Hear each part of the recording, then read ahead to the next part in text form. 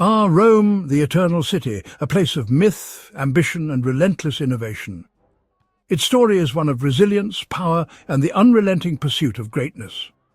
From a cluster of mud brick huts near the Tiber River to a sprawling empire that encompassed much of the known world, Rome's rise and fall is one of history's most fascinating sagas. Today we'll explore the journey of the early Romans, the formation and governance of the Republic, the dominance of the empire, and the eventual collapse of one of the most remarkable civilizations the world has ever seen.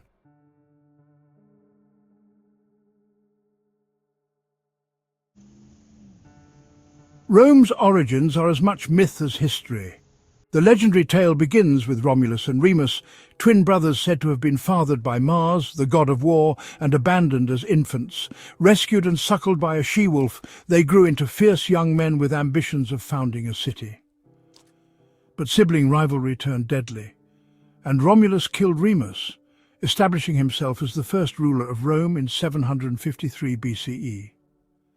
The city, according to legend, was named after him.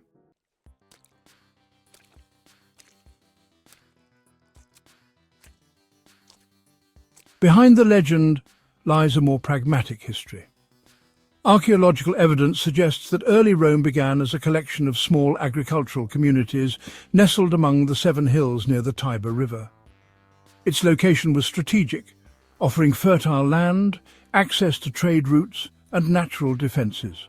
These early Romans were influenced by neighbouring cultures, particularly the Etruscans to the north and the Greeks in southern Italy, whose art, religion, and political ideas would shape Rome's early development.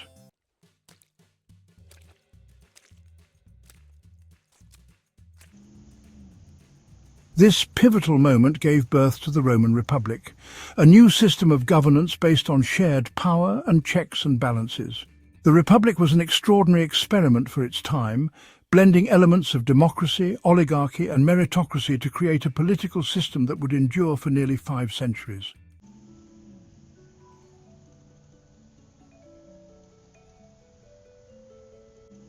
At the heart of the Republic was the idea that no single person should hold unchecked power. Executive authority was entrusted to 2 consuls, elected annually by the Comitia Centuriata, an assembly of Roman citizens. The consuls commanded armies, presided over the Senate, and served as the Republic's chief magistrates.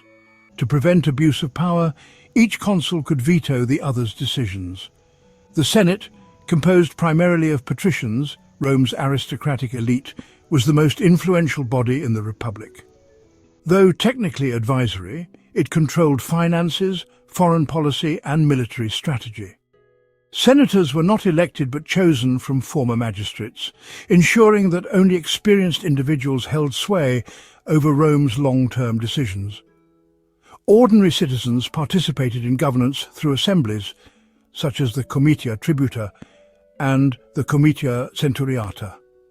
These bodies elected magistrates, approved laws and decided on issues of war and peace. However, voting systems heavily favoured the wealthy.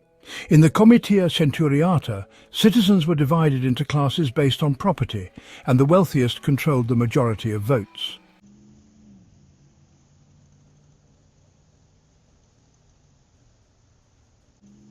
While the Republic claimed to represent all Romans, it was dominated by the patricians. The plebeians, or commoners, initially had little say in government. This inequality led to the conflict of the orders, a centuries-long struggle for plebeian rights. The plebeians' fight for equality began with the first secession of the plebs in 494 BCE, when they withdrew from the city and refused to serve in the army until their grievances were addressed.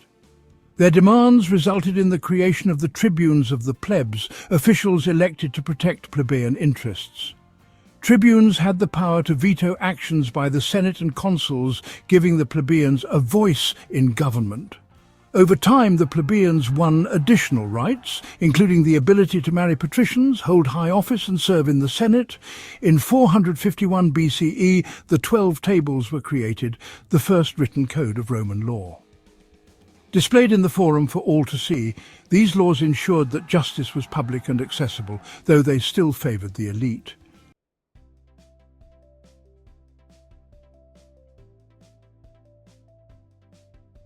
Rome's ambitions soon brought it into conflict with Carthage, a powerful city-state in North Africa.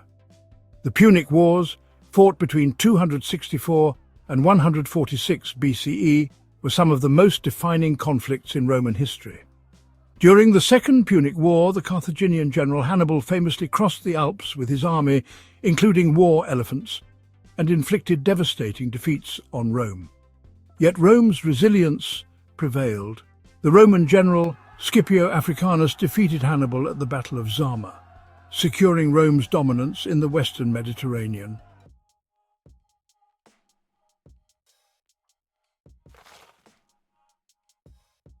Reformers like Tiberius and Gaius Gracchus sought to address these inequalities.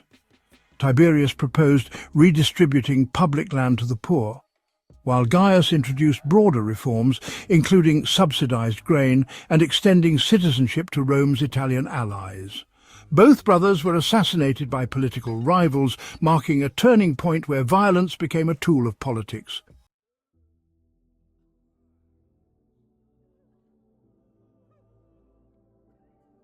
The Republic's final century was marked by chaos and power struggles. Generals like Gaius Marius and Lucius Cornelius Sulla rose to prominence, leveraging their military victories to gain political power. Marius reformed the army by recruiting landless citizens, creating professional soldiers loyal to their commanders rather than the Republic. Sulla became Rome's first dictator, using his authority to purge enemies and strengthen the Senate's power. In the decades that followed, Julius Caesar emerged as the dominant figure. A brilliant general and politician, Caesar expanded Rome's territories through his conquest of Gaul and used his popularity to challenge the Senate. In 49 BCE, he crossed the Rubicon River with his army, an act of defiance that sparked a civil war. Caesar emerged victorious, declared himself dictator for life, and enacted sweeping reforms. But his growing power alarmed the Senate, and in 44 BCE, he was assassinated by conspirators hoping to save the Republic.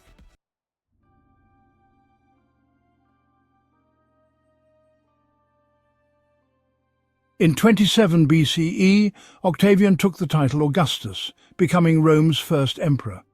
The Republic was no more, replaced by the Roman Empire. Augustus maintained the facade of republican institutions, but concentrated power in his hands. His reign ushered in the Pax Romana, a period of stability and prosperity that lasted over 2 centuries.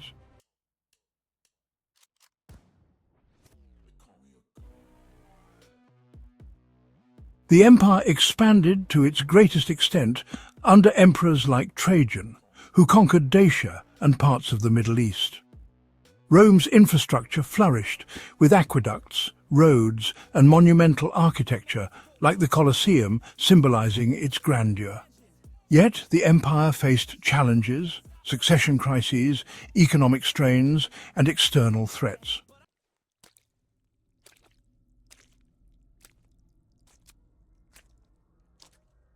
By the 3rd century CE, the empire was in turmoil. Barbarian invasions, internal divisions, and political instability weakened its foundations. Emperor Diocletian attempted to stabilize the empire by dividing it into eastern and western halves, each ruled by its own emperor. The Western Roman Empire continued to decline, plagued by invasions from Goths, Vandals, and Huns. In 410 CE, Rome itself was sacked by the Visigoths, a shocking event that symbolized the empire's vulnerability.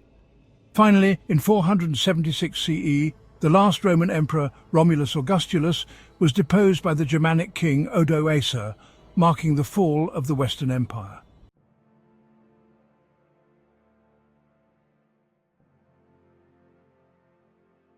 The Eastern Roman Empire, known as the Byzantine Empire, endured for nearly 1,000 more years, preserving Roman traditions and influencing medieval Europe and the Islamic world.